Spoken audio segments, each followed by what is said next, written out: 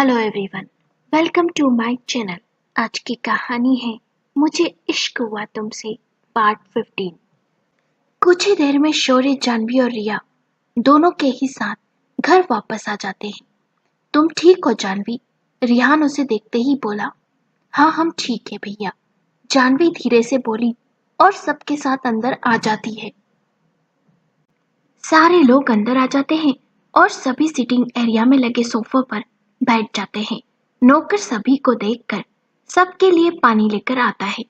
जानवी का मन पानी पीने का बिल्कुल भी नहीं करता है, इसलिए वो पानी नहीं पीती है, बल्कि शौर्य को देखकर बोली, शौर्य जी, हॉस्पिटल से आने के बाद हमें काफी गंदा लग रहा है। दवाई की स्मेल भी आ रही है। क्या हम नहाने चले जाएं? इसमें पूछने वाली बात क्या है?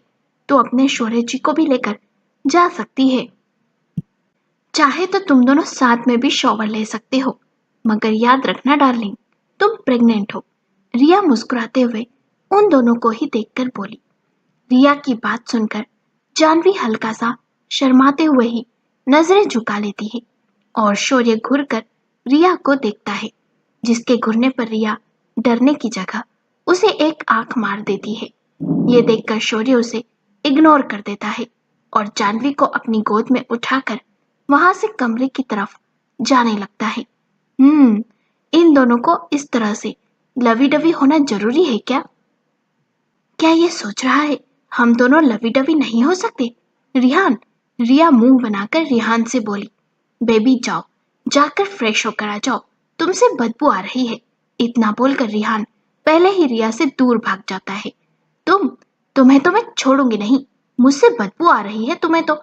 ठीक है, अब तुम मेरे साथ 1 महीने तक नहीं सो पाओगे, रिया गुस्से में बोली और अपने कमरे की तरफ जाने लगी। बेबी, इतनी बड़ी सजा मत दो यार मुझे, मैं तो बस थोड़ा सा मजाक कर रहा था, रिहान रोनो सा मुंह बनाकर बोला। भाड़ में जाओ, अब 1 महीना दूर ही रहना मुझसे, रिया गुस्से में ही बोली और वहां से कमरे में चली गई। और रिहान उसको अब अपने बोले शब्दों पर अफसोस हो रहा था कि उसने क्यों बोला, वो भी अपनी बीबी से। उससे तो मजाक करना ही नहीं था। ये सोचकर अभी दुखी हो ही रहा था, तो वहीं पर एक तरफ एक पिल्लर के पीछे छुपी हुई सनाया, जब वो जानवी और उसके बच्चे दोनों को एकदम ठीक देखती है तो उसकी आंखें गुस्से से भर जाती है और वो गुस्से में ही अपनी मुट्ठी भींचकर खुद से बोली, अभी इतना भी ज्यादा खुश मत हो, क्योंकि अभी मैं यहीं पर हूँ, इसी घर में हूँ, और बहुत ही जल्द मैं तुम्हें तुम्हारे बच्चे के साथ ही इस घर से बाहर निकालकर फेंक दूंगी। उसके बाद ये घर भी मेरा होगा और शौर्य भी मेरा होगा और मैं इस घर पर राज करूंगी, तुम नहीं जानवी। इतना बोलकर वो मुस्कुराने लगती है, पर जानवी के लिए बनाए गए खाने को खराब न कर पाने के लिए वो थोड़ी चिढ़ सी जाती है। शौर्य का बेडरूम। शौर्य अपनी बाहों में जानवी को उठाकर बाथरूम से बाहर निकलता है और बड़े ही आराम से सोफे पर बिठा देता है और कबर्ड से अपने और जानवी दोनों के कपड़ों को निकालकर जानवी को उसके कपड़े दे देता है और खुद भी अपने कपड़े पहनकर तैयार होने लगता है। शौर्य जी, सनाया हमें कहीं दिखी नहीं, क्या वो घर में नहीं है? जानवी कपड़े पहनते हुए ही कुछ याद कर बोली, तुम फिक्र मत करो जान, वो सनाया जहां से आई है बहुत जल्दी वो वहीं पर चली जाएगी। शौर्य तैयार होते हुए ही बोला। मतलब? जानवी थोड़ा कंफ्यूज होते हुए बोली, मतलब बहुत जल्द ही तुम समझ जाओगी, इसलिए अपने छोटे से दिमाग में इतना ज्यादा मत सोचो, सोचने के लिए मैं हूं ना तुम्हारे पास। इतना बोलकर शौर्य जानवी के पास आता है और धीरे से प्यार करने लगता है। हाँ, हमें पता है आप हमेशा हमारे पास हमारे साथ हो शौर्य जी। इतना बोलकर जानवी अपनी दोनों बाहें शौर्य के गले में डाल देती है और प्यार भरी नजरों से उसे देखने लगती है। जान, एक बात बताओ, शौर्य जानवी को अपनी बाहों में भरते हुए बोला। क्या? बोलिए ना शौर्य जी, जानवी अपनी आंखों को बंद कर बोली। तुम्हें क्या लगता है सनाया उसकी याददाश्त सच में गई है या फिर वो कोई नाटक कर रही है? शौर्य लो वॉइस में बोला, हमें पता नहीं शौर्य जी, वो नाटक कर रही है या सच में उसकी याददाश्त चली गई है। हम नहीं जानते, ना ही जानना चाहते हैं, मगर हम ये जानते हैं उस लड़की की वजह से कल हमारा बच्चा, उसे कुछ हो सकता था, वो हमें छोड़कर जा भी सकता था। इतना बोलते ही उसका गला भर आता है और वो कसकर शौर्य को गले से लगा लेती है। उसकी हिम्मत भी नहीं होती आगे कुछ बोलने की। शौर्य जानवी के मन की बात को अच्छी तरह से समझ रहा था और उसके डर को भी, इसलिए वो भी जानवी को कसकर बाहों में भरते हुए बोला, डोंट वरी जान, बहुत जल्द ही ये प्रॉब्लम भी सॉल्व हो जाएगी। मैं कभी किसी को तुम्हें हर्ट करने नहीं दूंगा और ना ही हमारे बेबी को। रिया का रूप। रिया अभी नहाकर निकली ही थी। उसने अपने ऊपर एक टॉवेल लपेट रखा था। नहाकर आने की वजह से बहुत ही खूबसूरत लग रही थी। रिया आकर सोफे पर बैठ जाती है और अपने टेबल पर रखे पर्स को उठाकर उसमें से कुछ निकालती है। ठीक तभी कमरे के अंदर रिहान आता है और जैसे ही उसकी नजर रिया पर पड़ती है, उसकी आंखें डर से भर जाती है और वो जोर से चीखा, बेबी सांप। जैसे ही रिहान कमरे के अंदर आता है, ठीक वैसे ही उसकी नजर रिया पर पड़ती है। रिया को देखते ही रिहान की तेज चीख निकल पड़ती है, सांप, रिया सांप। ये बोलते हुए ही वो काफी ज्यादा डर जाता है। रिहान को इस तरह से डरा हुआ देखकर रिया, जिसके हाथ में नकली सांप था, वो जल्दी से अपने हाथ में पकड़े सांप को रिहान की तरफ फेंक देती है, जो सीधे उसके गले पर जाकर लिपट जाता है।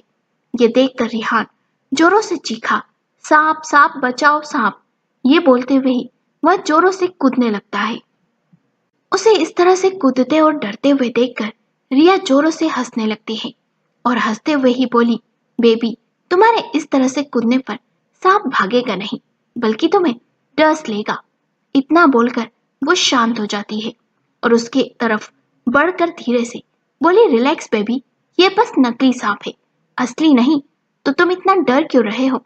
डरना बंद करो।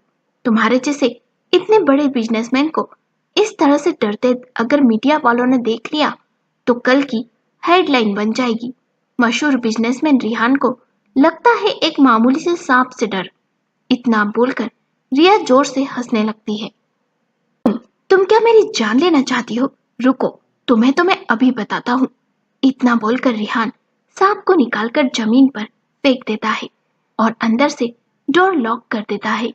रिया बस उसे मुस्कुराते हुए देख रही थी और जैसे ही रिहान उसके पास आता है, ठीक वैसे ही रिया भागकर बेड पर चढ़ जाती है। पकड़ कर दिखाओ मुझे बेबी, पकड़ कर दिखाओ। रिया बच्चों की तरह खिलखिलाकर हंसते हुए बोली, रुको, तो मैं अभी तुम्हें पकड़ता हूँ। इतना बोलकर रिहान भी बेड पर चढ़ जाता है। इससे पहले कि रिया भाग पाती, उससे पहले ही रिहान भी उसे कमर से पकड़कर अपने साथ बेड पर गिरा लेता है। आउच, मेरी कमर। रिया अपना एक हाथ अपनी कमर पर रखकर दर्द में होने का नाटक करते हुए बोली, अब बोलो, अब हंसो मुझ पर।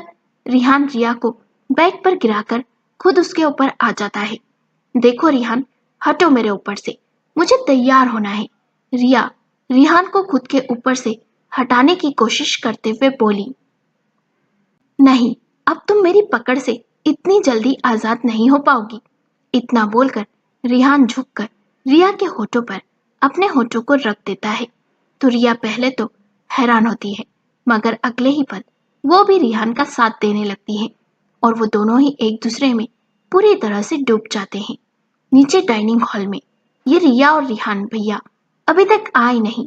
जानवी शौर्य को देखकर बोली, अब मुझे कैसे पता हो सकता है तुम्हारे भैया और भाभी दोनों नीचे आए क्यों नहीं?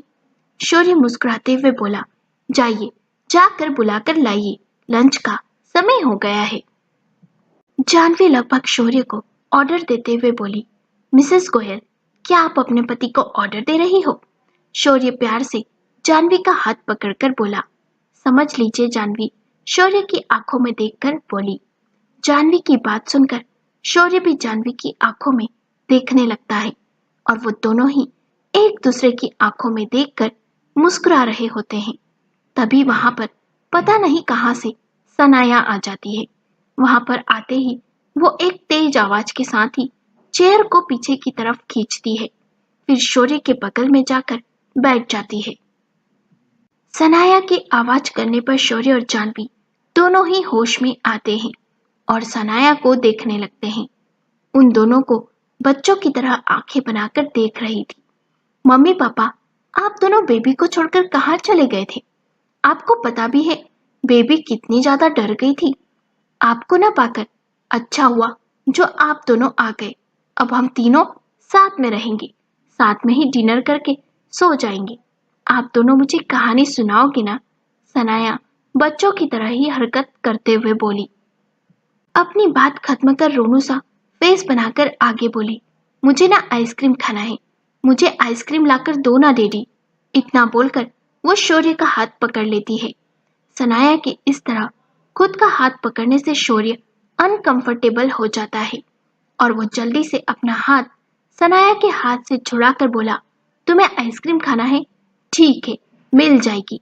शौर्य बिना किसी भाव के बोला। तभी वहां पर रिया और रिहान दोनों ही आ जाते हैं। सनाया को देखते ही रिया का मुंह बन जाता है। वो अपना मुंह बनाकर बोली, मुझे तो काफी जोरों की भूख लगी है, अब मुझसे और इंतजार नहीं होगा, मैं तो खा रही अपना खाना। इतना बोलकर वो जल्दी से चेयर पर बैठकर बिना किसी की परवाह किए बगैर ही जल्दी जल्दी खाना खाने लगती है। आराम से खाओ रिया। जानवी उसे जल्दी जल्दी खाते हुए देखकर बोली। हाँ, आराम से ही खा रही। इतना बोलकर वो रिहान की तरफ देखकर धीरे से मुस्कुराई और सारे खाना खा रहे होते हैं तो सनाया वो भी अपनी प्लेट पर नजरें डाले ही धीरे धीरे खाना खा रही थी, किसी बच्चे की तरह गिरा गिरा कर। तभी रिया अचानक से सनाया को देखकर बोली, सनाया, तुम्हारे पीछे कुछ है। सनाया नासमझी से रिया को देखने लगती है और रिया कुछ बोल पाती उससे पहले ही जानवी जोर से चीखी, शौर्य जी, सांप! सांप सांप शौर्य जी, सनाया के पास सांप है। ये बोलते हुए ही जानवी बहुत ज्यादा घबरा जाती है।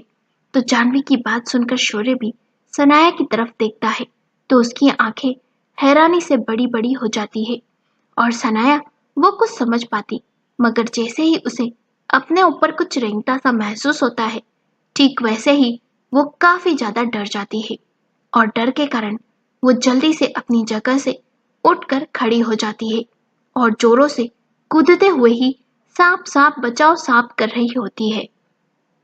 वो अपने हाथों पैरों को जोर जोर से झटक रही होती है। इस समय वो इतना ज्यादा डर चुकी थी कि वो ये भी भूल जाती है वो याददाश्त जाने का नाटक कर रही थी। वो तो बस जोरों से बचाओ बचाओ कर चिल्ला रही थी, शौर्य जी, सांप! वो सनाया को काट लेगा, हमें उसकी मदद करनी चाहिए। जानवी डरते हुए बोली। शौर्य, मुझे बचाओ! सनाया जोर से चिल्लाई तो सनाया के मुंह से शौर्य मुझे बचाओ शब्द सुनकर रिया और रिहान के होठों पर काफी बड़ी सी मुस्कान आ जाती है। रिया अपने हाथ में मौजूद एक छोटी सी बटन को प्रेस करती है, जिसके ऐसा करते ही सनाया के ऊपर चिपका हुआ सांप नीचे गिर जाता है और रिहान जल्दी से जाकर उस सांप का मुंह पकड़ लेता है और घर से बाहर की तरफ भागने लगता है। संभल कर भैया! जानवी वापस से डरते हुए बोली तो रिहान बिना कुछ बोले ही बाहर की तरफ भागता है और रिया भी उसकी तरफ ही जाती है। वो दोनों जैसे ही बाहर आते हैं ठीक वैसे ही जोर से हंसने लगते हैं और हंसते हुए ही दोनों एक दूसरे को देखकर हाई फाई करते हैं। उसके बाद वो सांप को एक मैट के हाथ में पकड़ा देते हैं। इसे लेकर जाओ और कहीं दूर फेंक देना, किसी को भी मालूम ना पड़े ये नकली सांप है। रिया बहुत ही धीमी आवाज में उस मैट से बोली। जी रिया मैडम, काम हो जाएगा, आप फिक्र मत करिए। इतना बोलकर वो नौकर वहां से चला जाता है। 5 मिनट बाद सनाया इतना ज्यादा डरी सहमी थी कि उसका बदन अभी भी डर की वजह से थर थर कांप रहा था। वो सांप यहाँ पर आया कैसे? जानवी काफी परेशान होती हुई बोली। पता नहीं, बारिश है ना और ठंड भी, शायद इसलिए आ गया होगा। बारिश और ठंड से बचने के लिए रिया कुछ सोचने का नाटक करते हुए बोली। तुम ठीक हो सनाया? जानवी उसकी परवाह करते हुए बोली। 1 मिनट, तुम्हारी याददाश्त वापस आ गई सनाया? रेहान हैरान होने का नाटक करते हुए बोला। रिहान की बात सुनते ही सनाया हैरानी से उसे देखने लगती है। क्या तुमने शौर्य का नाम नहीं लिया? रिहान वापस से कुछ सोचने का नाटक करते हुए बोला। रिहान की बात सुनकर रिया भी हैरान होने का नाटक करते हुए ही सनाया को देखने लगती है। शौर्य जी, आपने सुना था, सनाया ने आपका नाम लिया था। जानवी भी सनाया की तरफ देखते हुए बोली। सबको इस तरह से अपनी तरफ देखते हुए पाकर और अपना भांडा खुलने ही वाला है, ये सोचकर सनाया पूरी तरह से डर जाती है और अचानक से चक्कर खाकर जमीन पर गिर जाती है। सनाया जानवी चिल्लाते हुए ही उसकी तरफ बढ़ने लगती है, मगर शौर्य उसे रोक देता है। क्या हुआ? आप ऐसे क्यों रोक रहे हो? जानवी थोड़ा हैरान और कंफ्यूज दोनों ही होते हुए बोली। तुम रहने दो, कोई और उठा लेगा। इतना बोल वो रिहान की तरफ इशारा करता है। मैं? रिहान हैरान होकर बोला। और नहीं तो कौन? शौर्य अजीब सा मुंह बनाकर बोला। भाई, मैं ठहरा प्रतिव्रता पति, मुझसे ना हो पाएगा किसी पराई स्त्री को टच भी करना। मुझे नहीं खानी अपनी बीबी से मार, इसलिए मैं तो चला अपना और अपनी बीबी का खाना लेकर। इतना बोल वो प्लेट में ढेर सारा खाना भरता है। जल्दी से रिया को एक प्लेट देकर खुद दूसरी प्लेट में खाना डालकर ऊपर कमरे की तरफ चले जाते हैं। ये क्या? सनाया को चक्कर आ गए और वो जमीन पर पड़ी हुई है, उसे उठाना चाहिए। आप हो कि उसे जमीन पर ही पड़े रहने दे रहे हो? हमें उसकी मदद करनी चाहिए। जानवी शौर्य को देखकर बोली। फिक्र मत करो, डॉक्टर आ रहे हैं और वो 2-3 सुई इसे लगा देंगे, जिसके बाद इसे होश आ जाएगा। शौर्य ये सारी बातें बिना इमोशन के बोला और उसका हाथ पकड़कर उसे वापस डाइनिंग चेयर पर बिठा देता है। जानवी बहुत ही ज्यादा कंफ्यूज सी शौर्य को देख रही थी। क्या उसे सनाया की मदद नहीं करनी चाहिए थी? वो कैसे किसी को ऐसे ही जमीन पर पड़े रहने के लिए छोड़ सकता है? ये तो गलत बात है ना। जान, तुम पेट भर खाना खाओ और बाकी सब बातों को छोड़ दो। इतना बोलकर वो अपने हाथ से खाना खिला रहा था उसे। और जमीन पर पड़ी सनाया, वो काफी ज्यादा डर चुकी थी डॉक्टर का नाम सुनकर और सुई लगने की बात सुनकर। उसने सोचा नहीं था उसके इस तरह से बेहोश होने का नाटक करना उस पर ही भारी पड़ने वाला है। अगर उसे पहले से ही पता होता तो वो कभी भी यहाँ पर नाटक नहीं करती। अभी सनाया इस प्रॉब्लम से बाहर निकलने का सोच ही रही थी। उतने में ही उसके कानों में आवाज पड़ी। लो, डॉक्टर साहब आ गए। अब यही इंजेक्शन लगाकर सनाया को ठीक करेंगे। जैसे ही सनाया ने यह सुना, वो झट से आंखें खोल अपनी जगह से उठकर खड़ी होती है और अपने कमरे की तरफ भाग जाती है। लो, डॉक्टर भी आ गए। जैसे ही शौर्य ने इस बात को बोला, ठीक वैसे ही सनाया इतना ज्यादा डर गई कि उसने जल्दी से अपनी आंखें खोली और अपनी जगह से उठकर खड़ी हुई और बिना किसी की तरफ देखे अपने कमरे की तरफ भागी और कमरे में जाते ही जोर से तेज आवाज के साथ ही डोर बंद कर लिया। यह सब कुछ इस तरह से हुआ कि जानवी को कुछ समझने का मौका ही नहीं मिला और उसकी आंखों के सामने से देखते ही देखते सनाया गायब हो गई। जानवी बस आंखें खोले ही रह गई। क्या हुआ जान? तुम ऐसे क्या देख रही हो? लंच एंजॉय करो। सनाया, वो ठीक है और उसकी कोई याददाश्त नहीं गई, वो बस नाटक कर रही है। शौर्य बड़े ही आराम से जानवी को खाना खिलाते हुए बोला। क्या सच में? जानवी मुंह का निवाला खत्म कर बोली। हाँ सच में, पर तुम इस बारे में ज्यादा मत सोचो क्योंकि तुम्हारे अंदर हमारी नन्ही सी गुड़िया पल रही है, इसलिए इतना मत सोचो, बच्चे पर असर पड़ सकता है। इसलिए मुझे लगता है मुझे कुछ करना भी नहीं पड़ेगा। रिया और रिहान दोनों ही काफी हैं सनाया को सबक सिखाने के लिए। शौर्य बड़े ही आराम से बोला। शौर्य की बात सुनकर जानवी उसे कंफ्यूजन वाले भावों के साथ देखने लगती है, मगर कुछ बोलती नहीं है। सनाया का कमरा, ये क्या हो गया मुझसे? अगर उसे पता चल जाता कि मैं नाटक कर रही हूँ तो अभी के अभी ही शौर्य मुझे यहाँ से बाहर निकाल देता और मेरा सारा प्लान खराब हो जाता। तुझे थोड़ा केयरफुल होना चाहिए सनाया। तू ऐसे इतनी जल्दी अपना प्लान सबके सामने नहीं आने दे सकती है। सनाया खुद से ही बात करते हुए बोली, कहीं उन लोगों को मुझ पर शक तो नहीं हो गया? नहीं नहीं, मैं उन्हें शक नहीं होने दे सकती हूँ। अगर उन लोगों को शक हो जाएगा तो वो लोग अगले ही पल तुझे उठाकर बाहर फेंक देंगे। समझ आ रहा है ना तुझे? अब तुझे काफी ज्यादा सावधान होकर अपना काम करना होगा। इतना बोलकर वो बेड पर जाकर बैठ जाती है। रात का समय।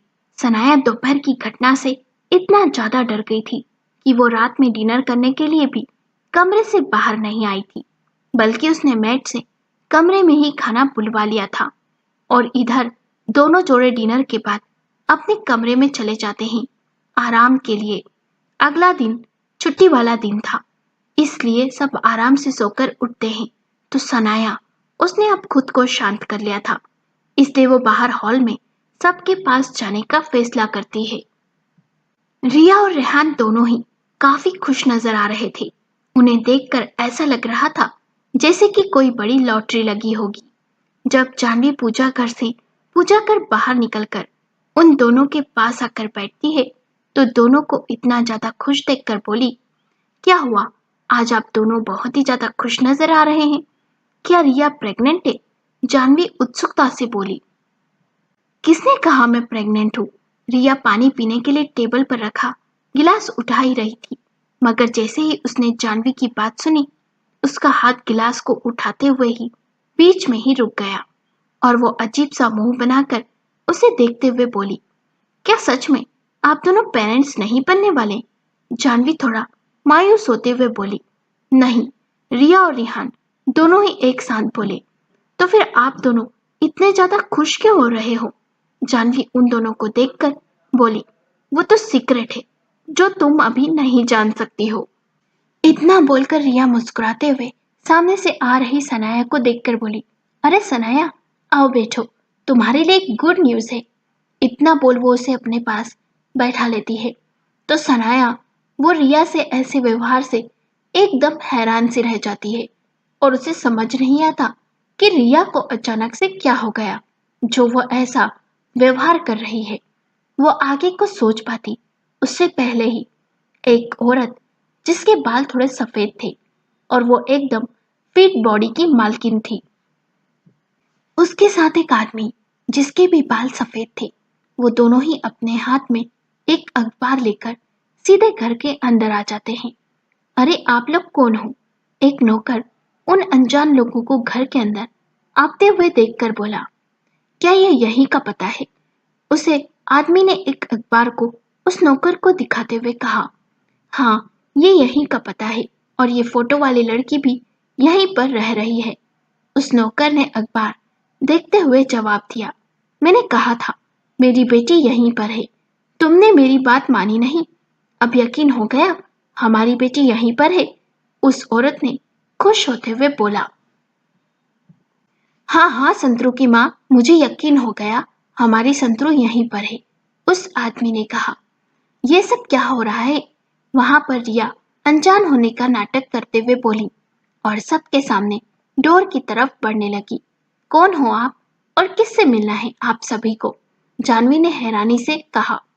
जानवी की बात सुनकर वो कपल सामने खड़े लोगों की तरफ देखते और जैसे ही उन दोनों की नजर सनाया पर पड़ती है, वो दोनों ही एक साथ जोर से चिल्लाए, संतरू मेरी बेटी। इतना बोल वो दोनों जल्दी से सनाया के पास जाकर उसके गले से लग जाते हैं। संतरू मेरी बेटी, इतना बोलते ही वो दोनों भागकर सनाया की तरफ जाने लगते हैं। सनाया कुछ समझ पाती उससे पहले ही वो दोनों सनाया को काफी जोर से टाइट हग कर लेते हैं। मेरी बच्ची कहाँ चली गई थी तू? तुझे पता भी है हम दोनों कितना ज्यादा डर गए थे तुझे ना पाकर। इतने दिन से तो हमसे दूर थी, हम तो डर ही गए थे, मगर अच्छा हुआ जो पेपर में न्यूज़ देखकर हम यहाँ तक आ गए और तू हमें मिल गई बेटा। ये बोलते हुए ही दोनों ने सनाया को बहुत ही कसकर गले से लगा लिया था, जिस कारण सनाया का दम घुट रहा था। छोड़ो छोड़ो मुझे, सनाया गुस्से से चिल्लाई और दोनों को खुद से दूर धकेल दिया। अरे ये क्या संतरू, तू हमें ऐसे क्यों धकेल रही है? हम तो तेरी मॉम डैड है बेटा, क्या तू हमें भूल गई? उस औरत ने हैरान होते हुए कहा, क्या आप दोनों सनाया की मॉम डैड हो? रिया हैरान होने का नाटक करते हुए बोली, हाँ हाँ, ये हमारी ही बेटी है। बचपन से ही ये काफी ज्यादा गुस्सैल है। अगर इसने कोई गलती कर दी तो हम इसकी तरफ से माफी मांगते हैं। उस आदमी ने दोनों हाथ जोड़कर कहा, अच्छा हुआ जो आप लोग आ गए, वरना सनाया को तो पता नहीं क्या होता। अब आप आ गए हो तो अब आप ही अपनी बेटी को संभालिए। रिया ने उन दोनों को देखकर कहा, ये ये मेरे मॉम डैड नहीं है। ये लोग कौन है? मैं नहीं जानती। सनाया एकदम हैरान होकर बोली, नहीं संतरू, मैं तेरी माँ हूँ बिटिया, और ये तेरे डैड है। तू ऐसे कैसे हमें भूल गई? तू शहर क्या आ गई? अपने मॉम डैड को ही भूल गई? ये तूने सही नहीं किया हमारे साथ। एक तो गांव से भागकर शहर आ गई और शहर आते ही सब कुछ भूल भी गई। ये सही नहीं है। अरे हम दोनों ही तेरे मॉम डैड है, तू कैसे हम दोनों को भूल सकती है? सनाया की मॉम होने का नाटक करने वाली औरत थोड़ा नाराज होते हुए बोली, आप दोनों शांत हो जाइए। दरअसल बात कुछ ऐसी है कि सनाया का कुछ दिनों पहले एक्सीडेंट हो गया था और वो अपनी याददाश्त खो चुकी है, इसलिए वो आप दोनों को नहीं पहचान पा रही है। जानवी उन दोनों को शांत कर समझाने की कोशिश करते हुए बोली, क्या क्या सच में मेरी बेटी की याददाश्त चली गई, इसलिए वो हमें नहीं पहचान पा रही? सनाया के डैड ने थोड़ी ऊंची आवाज में डरते हुए कहा। हाँ, जानवी और रिया साथ में एक साथ सर हिलाते हुए बोले, कोई बात नहीं, अब हम आ गए हैं ना, अब हम बेटी को अपनी गांव ले जाएंगे अपने साथ, और गांव ले जाते ही ये सब कुछ याद कर लेगी। फिर हम इसकी शादी वहीं पर किसी अच्छे लड़के से देखकर करवा देंगे। सनाया के पिता बोले। वो ही सारे लोग आपस में बातें कर रहे थे और सनाया काफी ज्यादा डरी सहमी बस परेशान सी सभी को देख रही थी। तब तक शौर्य भी वहां पर आ जाता है। शौर्य को देखकर सनाया जैसे ही उसकी तरफ बढ़ने को होती है, ठीक तभी रिया भागकर शौर्य के पास जाती है और उसका एक हाथ पकड़कर खुश होते हुए बोली, बिल्कुल सही समय पर आया है तो शौर्य, देख जरा, सनाया के मॉम डैड उसे मिल गए हैं और अब ये लोग उसे अपने साथ ले जाना चाहते हैं। अरे वाह, ये तो बहुत ही अच्छी बात है। शौर्य भी हल्का सा खुश होते हुए बोला, शौर्य अब तुझे इसे लेकर परेशान होने की कोई जरूरत नहीं है। अब इसके मॉम डैड आ गए हैं, अब ये सनाया को साथ ले जाना चाहते हैं। रिहान भी खुश होकर बोला। उन सभी की बात सुनकर सनाया जोर से चीखी, नहीं नहीं, ये लोग मेरे मॉम डैड नहीं हैं। मैं इन लोगों को नहीं जानती। ये लोग नहीं हैं मेरे मॉम डैड, ये लोग कोई और ही हैं और ये लोग नाटक कर रहे हैं। मुझे इनके साथ कहीं भी नहीं जाना। मैं नहीं जाने वाली इन लोगों के साथ कहीं पर भी। सनाया लगभग रोते हुए बोली, ऐसे कैसे नहीं जाने वाली? हमारे साथ हम माँ बाप है तेरे, और डॉक्टर ने कहा ना तू सब कुछ भूल गई है, तुझे कुछ याद भी नहीं, तो तुझे हम कैसे याद हो सकते हैं? उस औरत ने वापस से कहा। और नहीं तो क्या, मेरी पत्नी झूठ बोल रही है। चाहो तो पुलिस को बुला लो, हम उनसे भी नहीं डरने वाले हैं। हम उनके सामने भी बता देंगे हम सनाया के मॉम डैड है। हमारे पास सबूत भी है और कब से हम इसे ढूंढ रहे थे। अब जब ये हमें मिल चुकी है तो हम दोनों इसे यहाँ से लेकर जाना चाहते हैं, उस आदमी ने कहा और वो सभी के सामने हाथ जोड़कर बोला, सर जी, आप लोगों ने हमारी बेटी को हमसे मिलाकर बहुत ही अच्छा काम किया है। अगर आप सब न्यूज़पेपर में ये न्यूज़ नहीं देते तो हम जान ही नहीं पाते कि हमारी बेटी कहाँ पर है। पर आप लोगों की वजह से हमें हमारी बेटी मिल गई है, उसके लिए बहुत बड़ा वाला थैंक यू। उस औरत ने भी थोड़ा इमोशनल होते हुए कहा।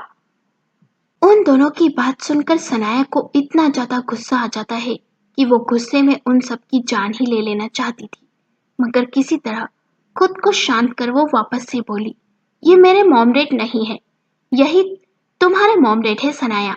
इस बार शौर्य ने अपनी कड़क आवाज में कहा तो सनाया डर के मारे कुछ और ही बोल नहीं पाई। यही तुम्हारे मॉम डैड है सनाया, शौर्य ने काफी कड़क आवाज में कहा और उसकी आवाज काफी ज्यादा खतरनाक लग रही थी, जिसे सुनकर सनाया इतनी ज्यादा डर जाती है कि उसके गले से एक भी शब्द नहीं निकल पाता है। क्या तुम्हें नहीं मिलना था अपने मॉम डैड से? तुम्हारा एक्सीडेंट मेरी वजह से हुआ था और तुम्हारी याददाश्त भी मेरी वजह से ही गई थी। इसलिए मैंने न्यूज़पेपर में खबर दी थी कि जो भी तुम्हारे पेरेंट्स हैं वो आकर तुम्हें यहाँ से ले जाए। वैसे भी मैंने तुम्हारा इलाज करवाया और तुम्हें इतने दिनों तक अपने घर में जगह भी दी। यही बहुत बड़ी बात है। अगर मेरी जगह कोई और होता तो शायद तुम्हें वैसे ही मरने के लिए छोड़कर चला जाता, मगर मैंने वैसा नहीं किया। मैंने इंसानियत के नाते तुम्हें अपने घर में रहने भी दिया और तुमने मेरी बीवी और बच्चे दोनों को नुकसान भी पहुंचा दिया था, मगर फिर भी मैंने तुम्हें अपने घर में रहने दिया, मगर अब और नहीं। हाँ, अगर तुम्हारा दिमाग सही होता तो मैं तुम्हें अपने घर में रहने भी देता, मगर सॉरी, बट मैं तुम जैसी छोटी सी किसी भी बच्ची को अपने घर में नहीं रहने दे सकता हूँ। अब तुम्हारे पेरेंट्स जब आ चुके हैं तो तुम उनके साथ जा सकती हो। और हाँ, मुझे ये भी पता है तुम इन्हें पहचानने से मना कर दोगी, मगर ये तुम बस याददाश्त जाने की वजह से करने वाली हो। ये मुझे पता है और हर किसी को पता है, इसलिए शांति से मेरी बात सुनो और अपने माँ बाप के साथ प्यार से जाओ। शौर्य ने काफी शांत लहजे में बात की। उसे देखकर यह उसकी बातों के करने के लहजे से बिल्कुल भी ऐसा नहीं लग रहा था जैसे वो किसी तरह का सनाया से कोई बदला ले रहा हो या फिर वो उसे पसंद नहीं करता, बल्कि उसने तो वही कहा जो सही था। शौर्य, पर ये मेरे मॉम डैड नहीं है, सच में नहीं है। तुम कैसे मुझे इन अनजान लोगों के साथ भेज सकते हो? तुम्हें तो पता ही होना चाहिए अनजान लोग कितने ज्यादा खतरनाक हो सकते हैं। क्या पता ये लोग मुझे ले जाकर कहीं बेच दे या फिर किसी गलत काम में धकेल दे। सनाया ये सारी बातें शौर्य से कहना चाहती थी, मगर कह नहीं पाती है क्योंकि उसने ही अपनी याददाश्त खो जाने का नाटक किया था। वो अब ऐसे ही याददाश्त आने का नाटक भी तो नहीं कर सकती थी ना, इसलिए वो कुछ नहीं बोल पाती है। सुन लिया बिटिया, अब चलो हमारे साथ, हम ही तुम्हारे मॉम डैड हैं, उस आदमी ने कहा और अपने एक हाथ से उसने सनाया का हाथ पकड़ लिया और दूसरे हाथ को उस औरत ने पकड़ लिया, जिसके बाद वो दोनों ही सनाया को वहां से ले जाने लगे। रिया उसे वहां से जाते हुए देखकर जोर से हाथ हिलाकर बाय कर रही थी और सनाया मन ही मन खुद को कोस रही थी। सोच सनाया, कुछ तो सोच, तू ऐसे किसी भी अनजान लोगों के साथ नहीं जा सकती है। क्या पता ये लोग कौन है, कहीं ये लड़कियों को बेचने वाले या फिर उनकी गंदी फिल्म बनाने वाले निकले तो मैं क्या करूंगी। ऐसे लोगों के जाल से निकल पाना भी काफी ज्यादा मुश्किल हो जाता है और तू ऐसे यहाँ से जा नहीं सकती। कुछ कर सनाया, कुछ तो कर, वरना तू वापस कभी भी इस घर में नहीं आ पाएगी। इतना सोचते ही उसके दिमाग में जैसे कुछ आइडिया सा आता है और वो जल्दी से उन दोनों ही लोगों से अपना हाथ छुड़ा लेती है। ये देखकर दोनों ही हैरान हो जाते हैं, कोई भी कुछ समझ पाता उससे पहले ही सनाया भागते हुए हॉल में वापस आती है और सीढ़ियां चढ़ते हुए जोर से बोली, मैं इन लोगों के साथ कहीं भी नहीं जाऊंगी, मैं इन लोगों के साथ कहीं भी नहीं जाऊंगी। ये लोग बुरे हैं और मैं बुरे लोगों के साथ नहीं जाने वाली। इतना बोलते ही वो जल्दी जल्दी सीढ़ियां चढ़ती है और फर्स्ट फ्लोर पर चढ़कर रेलिंग के पास खड़ी होकर जानबूझकर जोर जोर से रेलिंग को पकड़कर खुद जोर से हिलते हुए बोली, मैं नहीं जाऊंगी, इन लोगों को यहाँ से भेज दो, मैं कहीं पर भी नहीं जाने वाली। मैं तो अपनी स्वीट मॉम डैड के साथ रहूंगी, इन फेक वालों के साथ नहीं। ये बोलते हुए वो जोर से हंसने लगती है। पागल हो गई है क्या ये लड़की जो इस तरह से बिहेव कर रही है? अब नीचे आ जाओ क्योंकि तुम्हारा ड्रामा अब और नहीं देखा जाएगा। नाटक बंद करो और नीचे आ जाओ, रिया ने चिल्लाकर कहा। नहीं, मैं नीचे नहीं आऊंगी, मैं नीचे बिल्कुल भी नहीं आने वाली हूँ। अगर उन गंदे लोग मुझे अपने साथ ले गए तो मैं क्या करूंगी, इसलिए मैं नीचे नहीं आने वाली। सनाया बच्चों की तरह जिद और नाटक दोनों ही करते हुए बोली, अरे ये क्या बिटिया, जिद मत करो, चलो साथ में हमारे, हम तुम्हें नए कपड़े दिलवाएंगे, काफी सारा अच्छा खाना खिलाएंगे, चलो हमारे साथ में। उस औरत ने ऊपर सीढ़ियां चढ़ते हुए कहा, नहीं, दूर रहो हमसे, वरना मैं कूद जाऊंगी। दूर रहो। सनाया उस औरत को खुद से दूर करने की कोशिश करते हुए बोली, अरे बिटिया, इतना नाटक करना सही नहीं। यह हमारा घर नहीं है, इसलिए तुम यहाँ पर नहीं रह सकती हो। चलो, यहाँ से हम कहीं अच्छी सी जगह पर खाना खाने चलेंगे। मैं तुम्हें आइसक्रीम भी खिला दूंगी, जितनी तुम बोलो उतनी ही। चलो, मेरे साथ चलो। वो औरत लगभग ऊपर पहुंची गई थी और वो सनाया के काफी करीब पहुंच गई थी। और जैसे ही उस औरत ने सनाया को रेलिंग से दूर करने की कोशिश की, तभी सनाया नीचे कूद पड़ी। जैसे ही उस औरत ने सनाया को पकड़ने के लिए हाथ आगे किया, तभी सनाया रेलिंग को पकड़कर नीचे कूद जाती है और उसकी एक तेज चीख निकल पड़ती है। तो उसके इस कदम को देखकर नीचे खड़े सारे लोग हैरान रह जाते हैं। जानवी ये सब देखकर काफी ज्यादा डर गई थी, इसलिए शौर्य ने उसका सर अपने चेस्ट में छुपा लिया था। सनाया जैसे ही नीचे गिरती है, ठीक वैसे ही उसका पैर टूट जाता है और वो दर्द से तड़पते हुए बेहोश हो जाती है। वैसे वो इतनी ऊंचाई से भी नहीं गिरी थी कि उसकी जान चली जाए, मगर हाँ, उसके पैर में फ्रैक्चर जरूर हो चुका था। करीब 1 घंटे बाद डॉक्टर को घर बुलाया जाता है। डॉक्टर सनाया को अच्छे से चेक करते हैं और उसे अच्छी तरह से चेक कर डॉक्टर ने सनाया के एक पैर और एक हाथ में प्लास्टर लगा दिया था। साथ ही उसे बेड रेस्ट करने की सलाह दी थी। वो आदमी और औरत वहां से जा चुके थे, क्योंकि ये चारों अब समझ चुके थे सनाया अब याददाश्त वापस आने का नाटक करेगी और साथ ही कुछ नहीं, अपनी हालत का बहाना बनाकर वो इस घर में कुछ समय और रुकने का अच्छा सा बहाना बना लेगी। तो देखते हैं आगे सनाया क्या करती है। क्या जानवी और शौर्य को अलग कर पाती है और वो क्या नई नई चाल चलती है।